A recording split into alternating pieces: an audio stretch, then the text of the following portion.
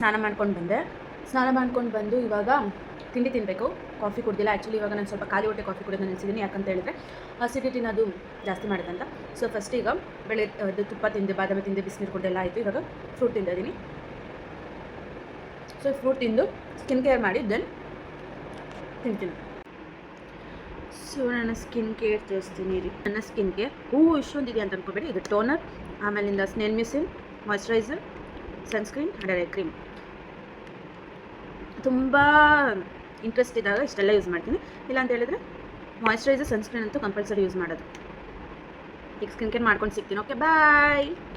ತುಂಬ ದಿನ ಆಗಿದ್ದು ಮ್ಯಾಗಿ ತಿನ್ನಬೇಕಂತ ಅನಿಸ್ತಾ ಇತ್ತು. ಸೊ ಬೆಳಗ್ಗೆ ತಿನ್ನಿಗೆ ಮ್ಯಾಗಿ ಮಾಡ್ಕೊಂಡೆ. ಆಮೇಲಿಂದ ಮನೆಯೆಲ್ಲ ಕ್ಲೀನ್ ಮಾಡಿ ಮನೆಯಲ್ಲೇ ಹೋಮ್ ಮೇಡ್ ಐಸ್ ಕ್ರೀಮ್ ಥರ ಮಾಡ್ಕೊಂಡೆ. ಅದಕ್ಕೆ ಫ್ರೂಟ್ಸ್ ಮಿಕ್ಸ್ ಮಾಡಿಕೊಂಡು ನನ್ನ ಕೆಲಸ ಏನಿತ್ತು ಮಾಡಿ ಎದ್ದೆ 5 o'clock ಎದ್ದು ಟೀ ಕುಡಿದೆ. ನೋಡಿದ್ರೆ ಬಿಸ್ಕೆಟ್ ಬಿದ್ದೋಗ್ಬಿಡ್ತು ಒಳಗಡೆ.